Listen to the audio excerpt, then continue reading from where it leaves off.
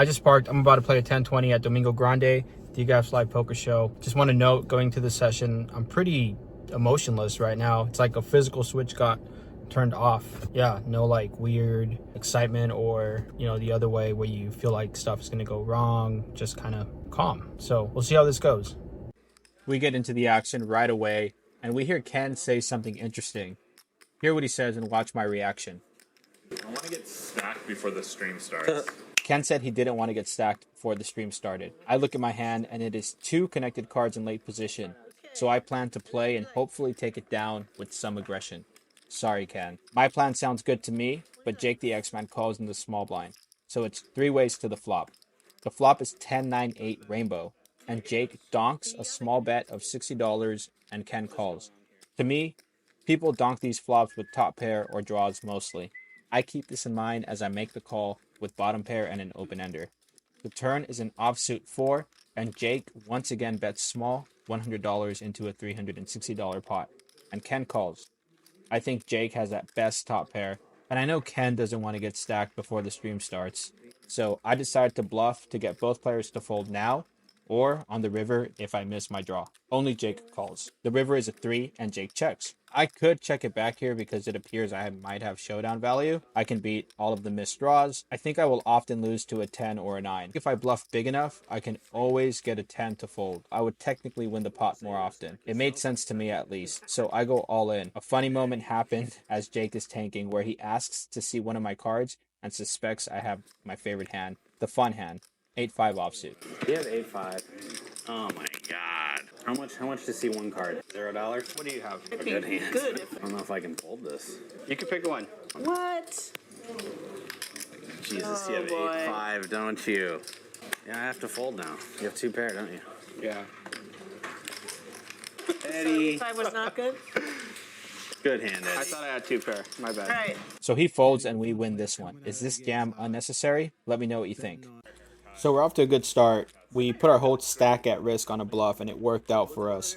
During the player intros, the camera was not on the table, so this was missed on stream. I flopped middle set and I won a nice pot there. I also flopped trips and also won a nice pot. I was able to come up like about $3,500 early on in this session. However, that lasted not too long. I open ace-jack offsuit to 60. I get 3-bet by Kennedy to 200. Billy calls, DK calls, and when it gets back to me, I close the action. I could just call and see a flop, or I could re-raise. I kind of wanted to re-raise, but I decided just to call here. In retrospect, I wish I re-raised. Actually, during the game, I was kicking myself for not re-raising. It was, you know when you make those decisions in poker where you're like, I should do the other thing, but you end up doing something else? Yeah, that was the decision pre-flop. Anyway, the flop is ace 10 9 with 2 clubs.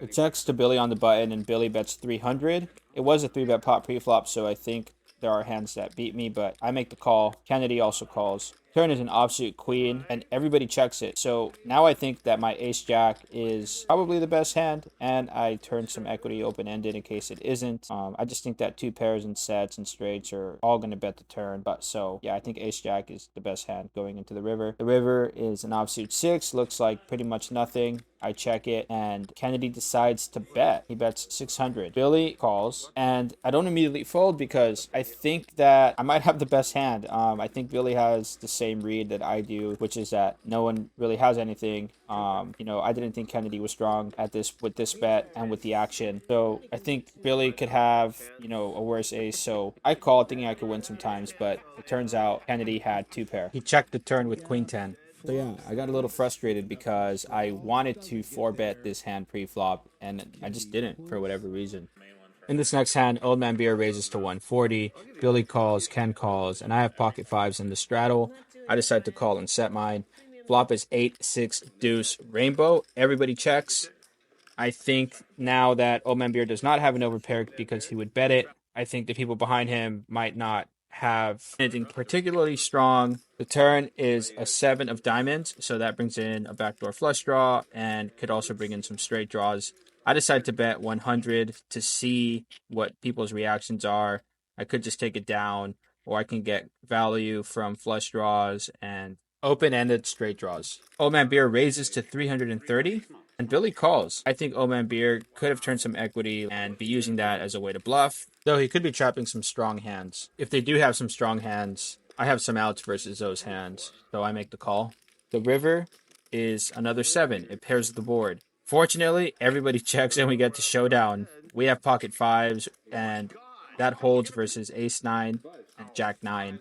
So we did get some good value on the turn from those draws, which is something that I think a lot of people don't always keep in mind. I always look for spots where I know that people might have draws or have turned some equity where they could have draws.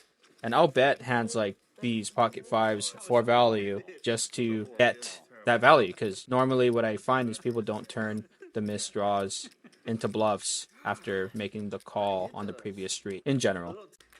So this next hand is a perfect example of a bunch of small pots I lost during this session that added up to pretty much a lot of money, which is, yeah. So everybody limps in this one except for Old Man Beer and Billy.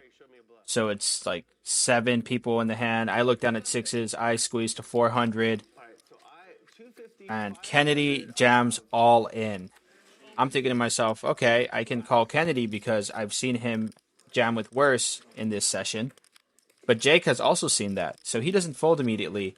And in fact, he ends up calling with ace, queen of diamonds.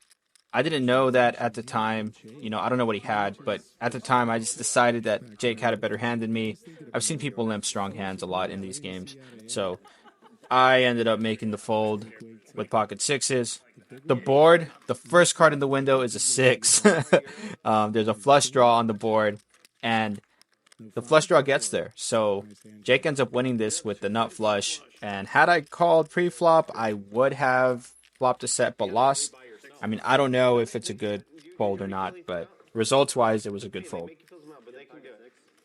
All right, so just a little update on where I'm at in profit at this point. I've been up and down. Like I mentioned, I lost a bunch of small pots where I would open and get 3-bet, and I'd have to fold because the 3-bet sizing was just huge, and the players just had it. They had ace-king, aces, kings, queens, stuff like that. So right now I'm down money, and I had added on 1,000. So I'm in this game for 3,000. I look down at queen, jack of hearts. I could use a win right now, so I open it to 70. Jake calls, and Old Man Beer on the button makes it 300. I am going to be out of position if I call, but I don't care. I call. Jake also calls. Pot's 900. The flop is 8-6-4 with 2 hearts, and it gets checked through. I decided to blind bet 200. I don't know. I just went for it. And I turn the flush. It's a 4 of hearts, so the board pairs, but I make a flush. And only Jake calls. The river is a 7 of spades. And I'm thinking about how much to bet for value when I hear Jake say, "Just check, Eddie. I'm going to call. Just check." Because it's live and it's right there, and he said he's going to call, I thought it'd be pretty funny to go all in to see if he actually does call. So I go all in, and he does call. So we double up here. We win a few pots after that double up, but then we start losing a few pots. So now we're about break even, maybe up $200. So this is a critical hand. We open 5-6 suited, and we get 3-bet to 440 by Old Man Beer. He has position on us, but we make the call. The flop is queen 6-5. We flop bottom 2 pair. We check. He bets 300. I consider raising here, and in retrospect, I should have raised, but for whatever reason, I thought that I didn't want him to fold. I didn't think he had something that he can call with, so I only call. The turn, however, is an ace. I did think that he could be bluffing with a lot of ace highs, so I check to see if he bets, but he checks it back. The 3 of clubs comes on the river, and he bets $1,400. I think he could be value betting ace king, or just an ace with this sizing.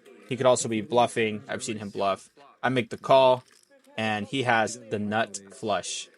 So after this hand, I was having a losing session, and all hope kind of just went away. Things just didn't feel like they were going to be good for me after this hand. I lost a bomb pot for $1,000. I had 9s full of kings, but one of the opponents turned a set of aces, so they had a bigger full house. I lost an all-in pre-flop with pocket 10s versus Julia. She had ace-queen. That wasn't on video, but That one made me rebuy for my final 2K, so I'm in the game for a total of 6K now. I get dealt pocket kings and I go all in, and Julia calls with ace 3 of diamonds. We decide to run it twice. If I win this one, then I double up my stack. I'll have just a little bit over 4,000, so I'm in for the game for 6,000, so I won't be down that much money. And this is the run out. I end up chopping, so yeah, all hope is lost. I raise with the fun hand in early position 8-5 suited to 120. Billy, Ken, DK, and Julia call.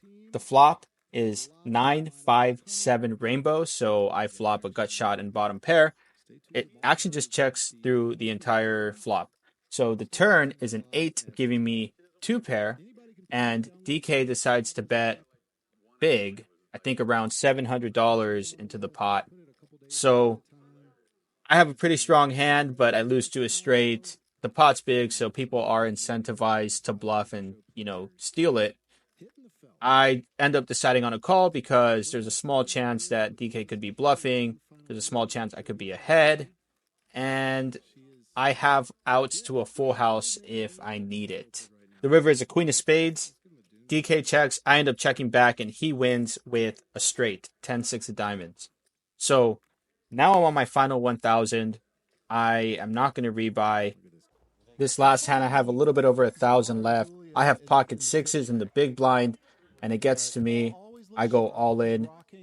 Zohar also goes all in, and he has a big stack, and there's players behind him. So I already know before he turns his hands over that I'm facing a good hand.